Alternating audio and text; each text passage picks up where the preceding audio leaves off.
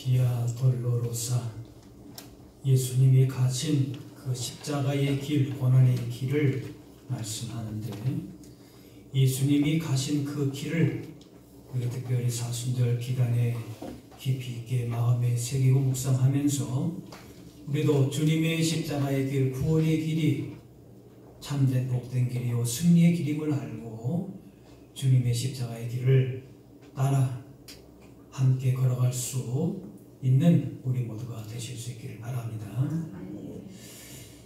이스라엘 백성들이 홍해를 건널 때에, 또 요단강을 건널 때, 그리고 가나안 땅을 정복하러 갈 때에 그 어느 거 하나 쉬운 일이 없었습니다. 별다른 무기도 없이 애굽의 그 강대국의 군대를 막아선다라고 하는 것은 거의 불가능에 가까운 일이었지요.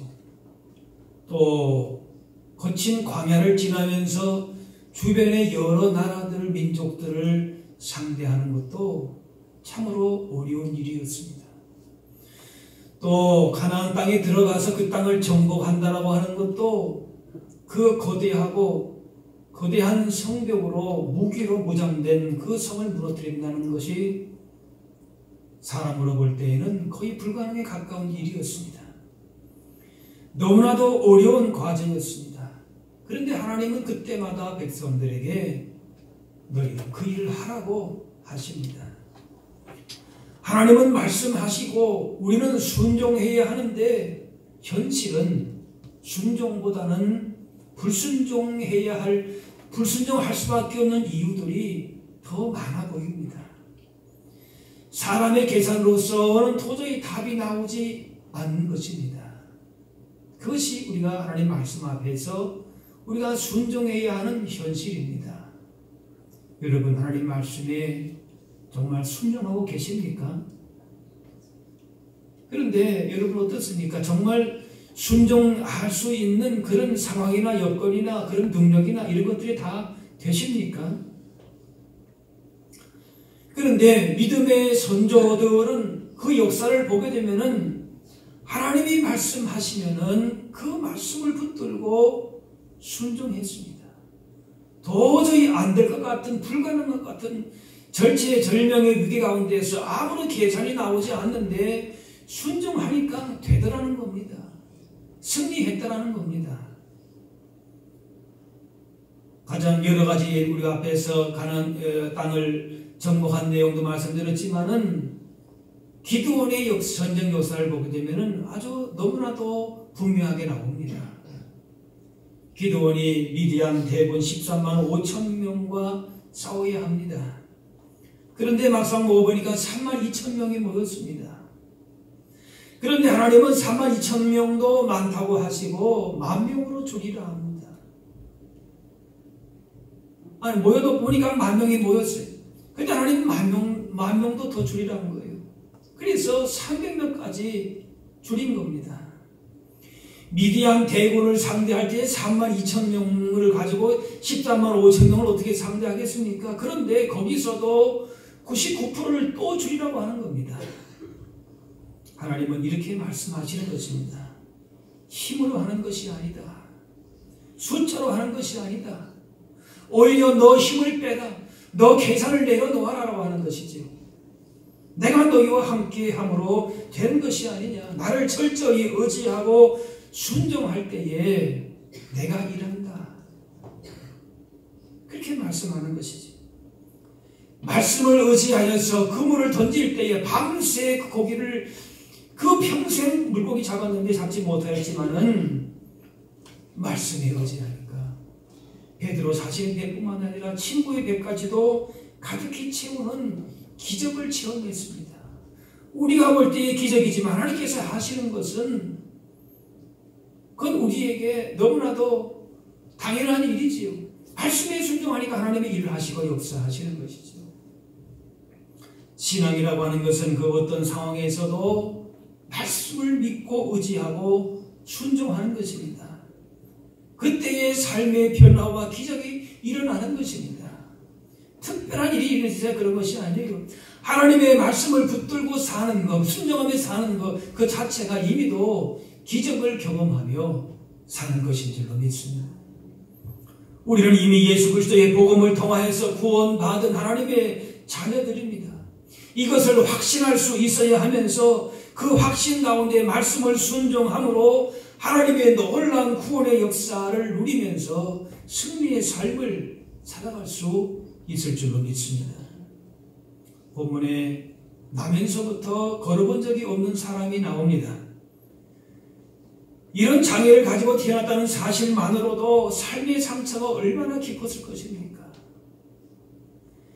자신은 물론이고 가족들 또한 아픔을 많이 겪었을 것입니다. 이 상태가 계속 지속되면서 소망을 포기하고 체념 상태로 살아가는 것이 얼마나 참 비참한 삶이었을 것입니까? 그런데 이 사람이 똑바로 일어서고 다니는 이적이 일어났습니다. 이것을 가능하게 하는 것은 다른 것이 아니라 믿음이었습니다. 어떤 믿음이었는가? 순종의 믿음이었다는 것이지. 이 사람은 바울을 통해서 말씀을 들었고 말씀을 듣는 가운데에 믿음이 생겨났습니다.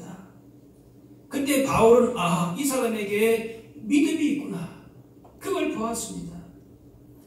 믿음은 말씀을 복음을 들을 때 생겨납니다. 오늘 그 절에 보니까 바울이 말하는 것을 듣거늘 바울을 통해서 주신 하나님의 말씀을 들었어요. 그래서 바울이 주목하여서 보니까 무엇이 있었어요? 믿음이 있었다. 네, 믿음이 있었다. 말씀을 들을 때에 그 사람 안에 믿음의 역사가 시작되었습니다.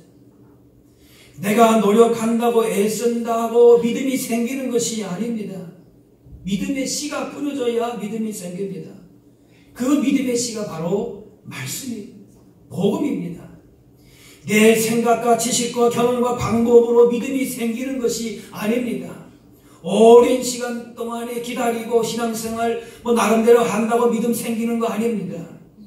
말씀이 그 마음밭에 풀어질 때에 믿음이 생깁니다.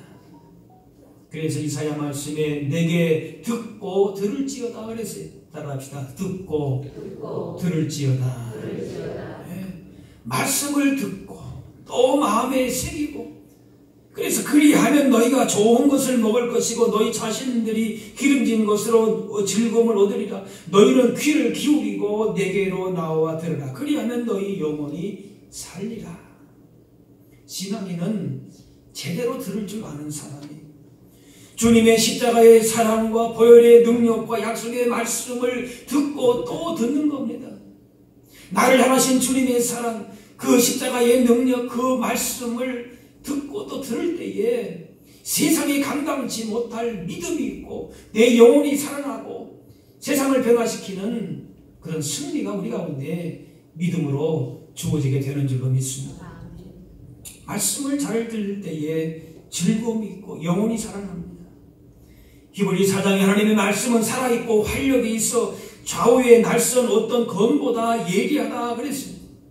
말씀은 단순한 지식이나 정보나 그런 것이 아니에요. 하나님의 능력이 생명 그 자체입니다. 그러므로 하나님의 말씀을 듣게 되면 하나님의 능력이 그 생명이 들어오게 되면서 내 속 안에 있는 어두움을 다 없애고 슬픔과 염려와 근심을 없애면서 삶을 변화시키는 것입니다. 이사야 55장에 아까 말씀대로 너희는 귀를 기울이고 내게 나와 들으라 그랬어요. 말씀을 들으면서 영혼이 새로워지는 기적을 보게 되는 것이 너희 영혼이 살리라 그랬습니다. 세상에서 들려지는 소리가 많이 있지만은 영적인 귀를 열어서 하나님의 말씀을 우리는 들어야 합니다. 힘들고 낙심되고 어두움이 몰려오고 삶에 지칠 때마다 말씀을 귀 기울여 들음으로 말미암아 우리를 다시금 긍휼히 주시고 새로운 소망을 주시고 또 용서하시고 회복해 하시는 확실한 은혜를 누리실 수 있게 되기를 바랍니다. 다윗에게 허락한 확실한 은혜이라 말씀하는데 그 앞에 말씀이 무엇이냐? 너희는 귀를 기울이고 내게로 나와 들으라 그랬어요. 우리에게 확실한 은혜, 확실한 기적, 확실한 복이 변화가 무엇인가? 주의 말씀을 들음을 통하여서 우리 가운데에 주어지는 믿음의 축복인 줄로 믿습니다. 할렐루야. 많은 경우에 말씀은 말씀으로 끝나고 또 내 삶의 능력과 변화는 다른 것이라 생각을 합니다. 말씀을 들을 때에는 말씀이 참 좋다. 내 말씀이 참 기쁨이 된다. 그런데 실제적으로 내 삶을 살아나가는 능력은 나 자신이에요. 사람이에요. 세상이에요. 그렇게 분리된 것이 아닙니다. 그 말씀이 내 삶과 일치가 되어야 되는 것이, 그래서 그 안에서 믿음이 우리의 삶을 통하여서 능력이 되고 변화가 되고 그렇게 되는 것이지. 말씀이 나를 일치시켜야 하는 것입니다. 나를 향하신 하나님의 말씀으로 적용시켜야 하는 것입니다. 오늘 10절 말씀에 큰 소리로 이르되 내 발로 바로 일어서라 하니 그 사람이 일어나 걷는지라 그랬습니다. 하나님의 말씀이 따로 있고 믿음이 따로 있고 그 삶을 통한 변화와 능력이 따로 있는 것이 아닙니다. 따라합시다. 말씀이 믿음이 능력입니다. 생명입니다. 네. 그 말씀으로 주어진 믿음이 내 삶을 구체적으로 변화시키는 것이, 십자가의 능력이 말씀이 내 삶을 새롭게 하시는 것 믿습니까? 떨어져 있는 것이 아니라 그 말이에요. 오늘 내가 주의 말씀을 믿고 따를 때, 내 말씀이 새길 때에 그 말씀이 생명이 되고 기적이 되고 우리 삶을 살리는 능력이 되는 것이죠. 그런데 우리는 따로따로 생각하는 경향이 있습니다. 그 이유는 무엇인가? 그 말씀을 통해서 주어진 그 믿음에 따르는 말씀과 일치시키는 자발적인 순종이 없기 때문에 그렇습니다. 오늘 말씀 보면은 바울이 대신 그 사람을 이렇게 세워준 것이 아닙니다. 말씀을 선포하긴 했습니다. 그래서 그 안에 믿음이 있는 것을 보았어요. 그래서 그 사람의 믿음을 통하여서 스스로 일어설 수 있는 것을 보았습니다. 그래서 뭐라고 얘기합니까? 내 발로 바로 일어서라. 누가 일어서야 됩니까? 말씀을 의지하고 믿음을 가지고 그 자신이 일어서야 된다 그 말이에요. 말씀을 의지해서 순종할 때에 일어나 걷게 되는 것입니다. 말씀 가운데 주신 믿음을 통해서 순종하는 것은 그 사람의 몫인 것입니다. 그 사람은 그 믿음 가운데 자발적으로 순종한 것입니다. 인간을 구원하시고 그 구원 역사를 위해서 기적을 일으키시는 분은 전적으로 하나님께서 하시는 일입니다. 그런데 구원 역사는 하나님이 혼자 이루어 가시지 않습니다. 항상 사람과 함께, 우리와 함께 일하시기를 좋아하시고 사람을 통해서 일하십니다. 하나님은 우리의 믿음을 보시고 기적을 일으키시는데 그 믿음은 우리의 순종을 통하여서 확증될 수가 있는 것이, 순종의 믿음을 통해서 기적을 나타내 보이십니다. 많은 믿음의 사람들이 주신 은혜를 따라서 주신 믿음으로 얼마든지 일어설 수 있음에도 불구하고 일어서려고 하지를 않습니다. 내 발로, 따라합시다. 내 발로 바로 일어서라. 그런데 자신의 발로 일어서려고 하지 않습니다. 주님 주신 그 믿음이, 그 말씀이 나의 믿음으로, 나의 말씀으로 적용이 안 되는 것이, 오늘 나오는 사람 참 믿음 좋다. 모세, 여호수아, 다윗, 위대하구나. 알기는 많이 않아도 나에게 왜 능력이 안 됩니까? 나의 말씀으로, 나의 믿음으로 적용을 하지 않는 것이지. 주의 말씀을 의지하여 자신의 발로 서서 순종하며 나아가면 되는데 그렇게 하지 않으므로 믿음의 역사가 나타나지 않는 것입니다. 자신의 발로 순종하고 전도하고 봉사하고 헌신하려고 하지 않고 사람만, 세상만 의지하려고, 결정적인 데 있어서는 믿음이, 말씀이 아무 능력이 되지를 못하는 것이, 믿음이 어리고 약할 때는 사람의 도움도 받아야 하지요. 그러나 시간이 어느 정도 지나면 주신 믿음과 말씀을 따라서 자신의 발로 서야 합니다. 그래서 다른 사람도 돕고 하나님 나라의 일들을 적극적으로 순종하며 살아갈 때에 거기서 하나님 나라의 역사가 일어나고 하나님이 주시는 기적을 보게 되는 것입니다.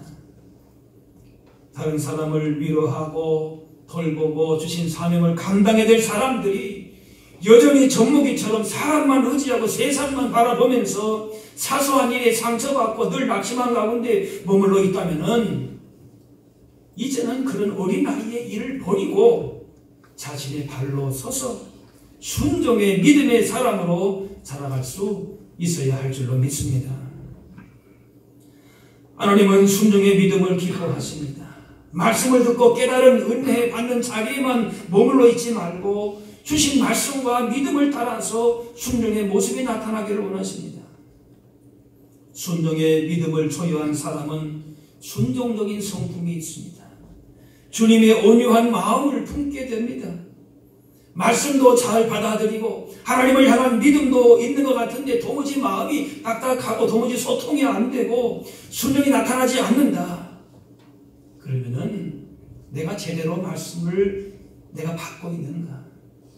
내 믿음이 건강한 믿음인가? 점검해 보아야 합니다. 대표적으로 사울이 그렇습니다. 믿음은 순종의 모습으로 나타나게 되는데 사울은 자기의 소견이 옳은 대로만 자신의 이익을 따라서만 선별적으로 듣고 행동했습니다.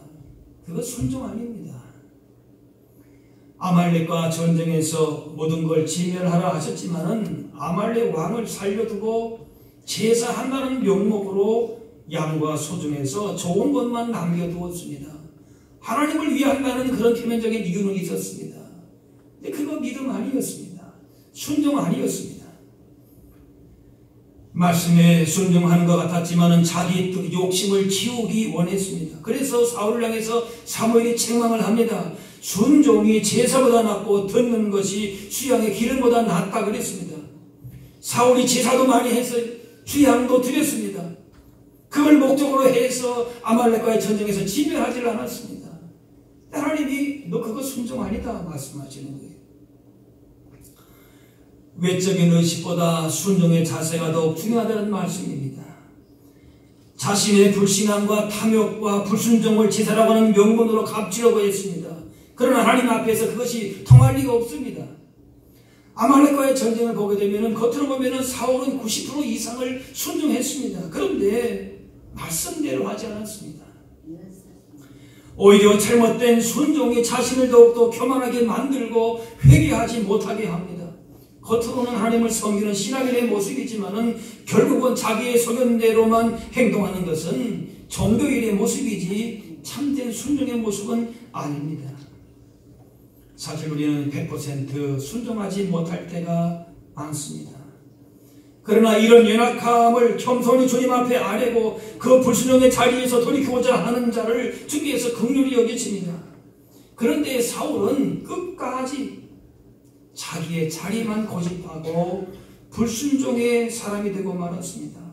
하나님께서 진멸하라고 하셨지만 그것은 하나님의 생각이고 자기의 생각은 그렇지 않다는 겁니다. 하나님의 기준에서 자기의 자리를 돌아보는 것이 아니라 자기의 자리에서 하나님을 맞추려고 하는 어리석음입니다. 스스로 속고 있는 것이지. 처음에 사울은 말씀 앞에서 스스로 낮추고 순종했습니다. 그런데 단 2년 만에 말씀을 떠나고 나머지 38년을 교만하게 지냈습니다. 결국 두려움과 시기와 질투에 끌려서 비참한 삶으로 마감하게 되었습니다. 사울이 불순종의 사람이라면 순종의 사람으로서는 다윗을 들 수가 있습니다. 다윗은 성전 짓기를 간절히 원했습니다. 그런데 그 일이 다윗의 아들 솔로몬에게 넘겨지게 되었습니다. 다윗은 성전 설계하고 자재를 준비하고 인력을 모든 계획들을 다 세웠고 준비를 다 했습니다. 그렇기 때문에 사울과 같이 하나님을 위한다는 명분 아래서 내가 이렇게 준비했으니까 하나님 내가 건축하는 거 하면 되지 않겠습니까? 그렇게 끝까지 고집하고 추진할 수 있었을 것이에요. 사람이 볼 때에는 그거 뭐라고 하겠습니까?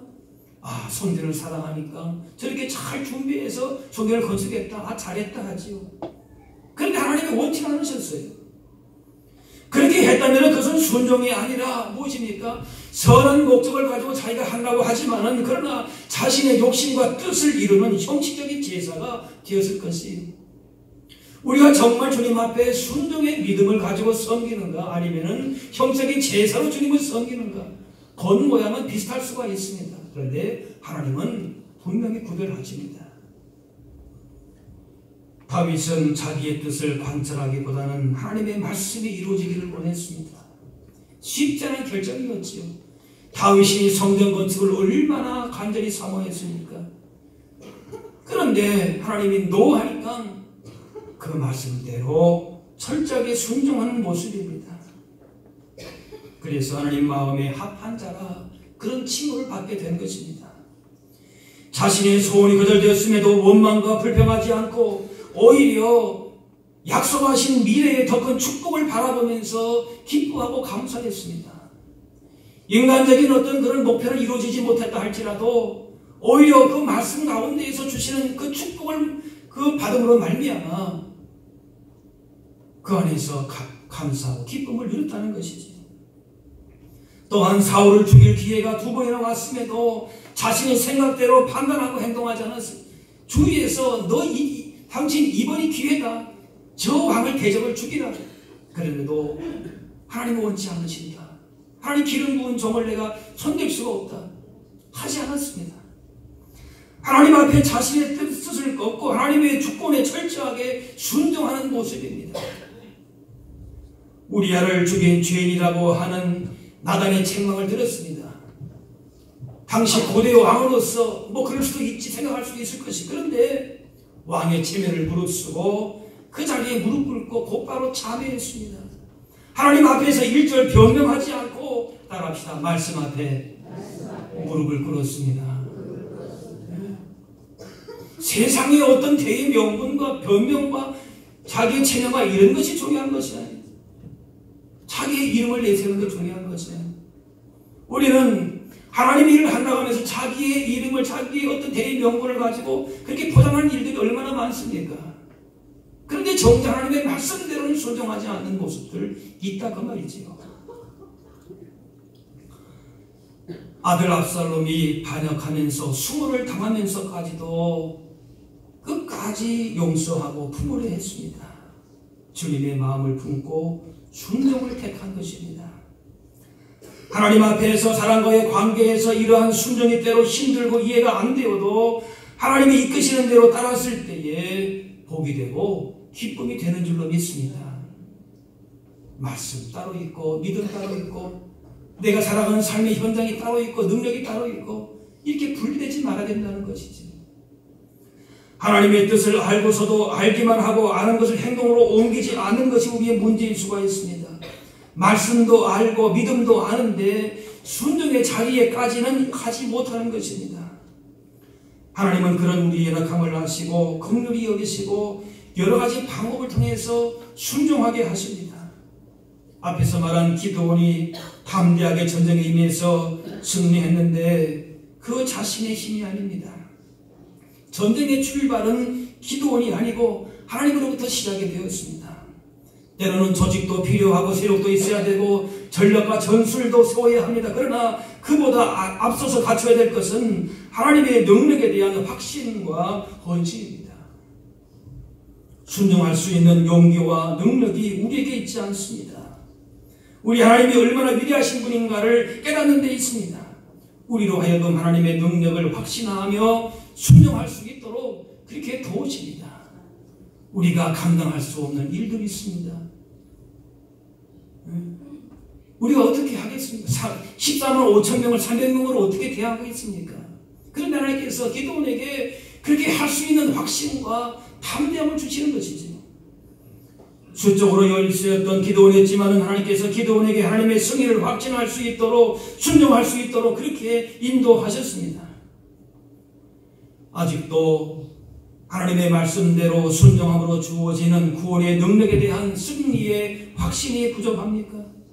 우리의 계산으로서는 도저히 답이 나오지 않지만은 우리 자신을 바라보지 말고 하나님을 바라볼 때에 친히 그 능력과 권능으로 역사하실 줄로 믿습니다.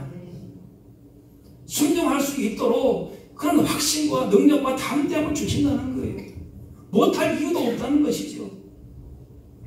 한 번도 걸어본 적이 없었던 사람이지만은 말씀을 듣는 중에 그 말씀과 자기 자신을 일치하여서 하나님의 말씀을 경청하였기에 평생 걸어본 적이 없는 사람이 그 말씀을 의지하여서 자신의 발로 걸었던 것입니다. 인생의 변화를 일으키는 상상을 초월하는 능력을 경험하게 되는 것입니다. 이게 순종의 믿음입니다.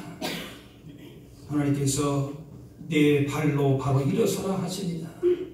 자기 발로 일어나서 뛰기도 하고 걷기도 했던 것처럼 오늘 이 자리에서부터 말씀을 의지하고 믿음으로 일어나서 하나님의 나라를 위해서 힘있게 걸어가는 순종의 사람들이 되실 수 있기를 바랍니다.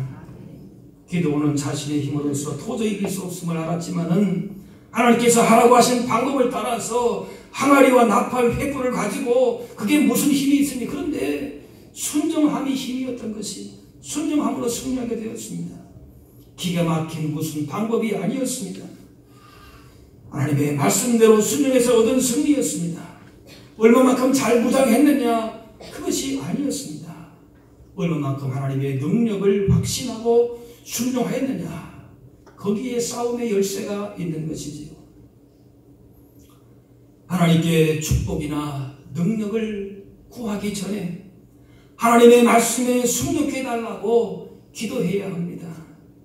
하나님 말씀의 귀와 눈을 막고 자신의 소견에 옳은 대로만 판단하고 행동하는 불순종의 삶을 살지 않도록 기도해야 할 것입니다. 성령으로 시작했다가 육신으로 마치는 하나님의 뜻 가운데 순종하다가 자신의 뜻으로 마치는 그런 사로 같은 인생이 되지 말고 하나님의 뜻이면은 자기의 어떤 위대한 대의 명분도 하나님의 뜻 앞에 내려놓을 수 있는 순종의 사람이 하나님 앞에 큰 자리고 승리하는 사람인 줄로 믿습니다.